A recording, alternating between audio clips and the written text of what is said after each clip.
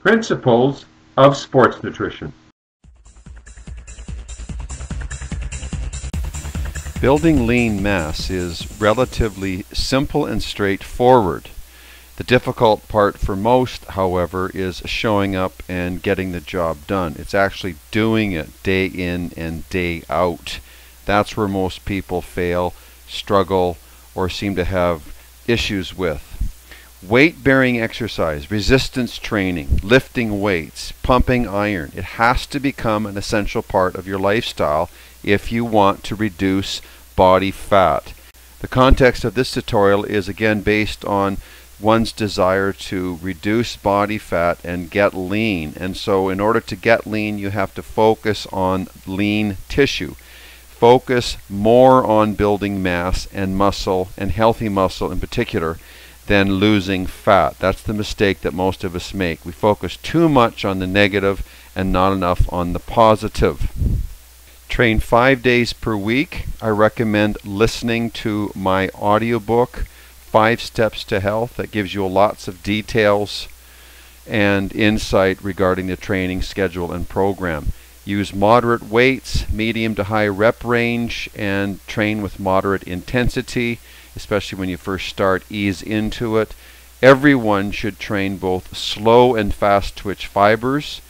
Recognize your composition is made up of both, but to begin with, just get in shape. Just show up. Start doing the work. Beginning is half done.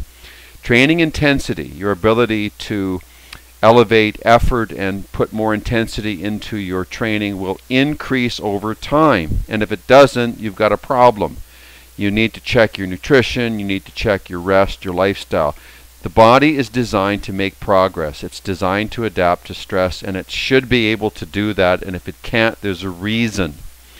With your physiology as an endomorph, and you must be an endomorph if you've got excess body fat, because ectos, lean, thin people by nature, never diet and never think about losing body fat. They don't have any to lose per se.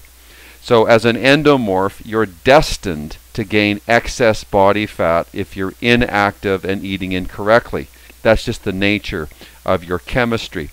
And unless you compensate with plenty of physical activity, you're never going to achieve your goal of getting lean and staying lean for the rest of your life, which you must do to stay well and increase your resistance to pathology, including heart disease and stroke and Alzheimer's and depression and diabetes.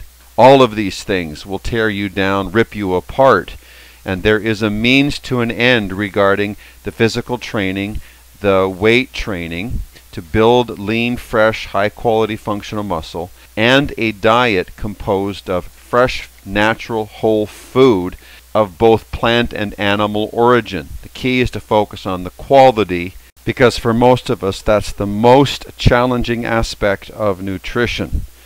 Once you focus on quality, once you understand the rules of the game, once you understand lines that you shouldn't cross over, and you decide not to cross them because you don't want to, because you have something more important in mind, as a consequence of focusing on quality of food, the quantity that you need to consume each day will just fall in line. But by far more important, the issues that relate to avoiding refined, sterilized, processed dead food and understanding what they are. Everything white, pretty much. White sugar, white flour, white salt, a lot of white stuff. Get rid of it. Get rid of the trans fats, the fried foods. Start consuming raw veggies, fresh green salads, nice lean high quality animal proteins, living fats, high quality fats, things like avocados and olives. Don't be afraid of fat. Get your protein up. We've got to maintain a positive nitrogen balance in order to preserve, keep, and gain lean mass. If you're training to build lean mass, you have to supply your biological demand. You need nitrogen, and the only source of nitrogen in our diet is protein or amino acids. Carbohydrates and fats provide zero nitrogen. Another very important factor in building lean mass is to focus on what muscle is primarily composed of. In terms of substance, this is water. A muscle cell of muscle fiber is 72% water. Dehydration sets the stage for fatigue, injury, and degradation of lean mass. On the other hand, a well-hydrated body responds favorably to the type of training required to increase muscle mass and improve strength. So water loss is therefore synonymous to muscle loss. To go into the gym dehydrated, to continue to lose water, means you're going to reduce the likelihood of a favorable response to the training or exercise routine. That would be illogical. So the idea is to stay well hydrated. Everyone needs about 1 ounce or 30 milliliters per kilogram of lean functional mass. You've got to figure this out. You've got to become a bit of a mathematician. Simply multiply your lean mass, not your total weight, your lean mass, your weight minus your fat mass. Multiply your lean mass in kilograms by 30. And that will tell you how many milliliters of water you need to drink per day. And of course, athletes and those who train with more volume need more water to boot. When you get to the gym, bring a little book. You want to record your sets and reps. You want to see progress. You want to see evidence of progress. This will continually motivate you and inspire you. You can actually see mathematically with numbers as evidence. You can see this, and so that should help you stay on track and stay focused. So let's remember, obesity is a disease of mind and body.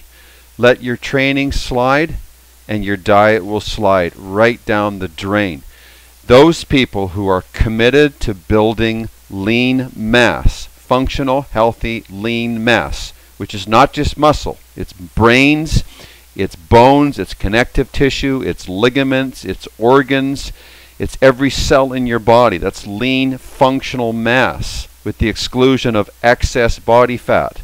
You focus on the preservation of who and what you are. And one of the best ways to do that in this modern age, in this new millennium, is to get to the gym and work out.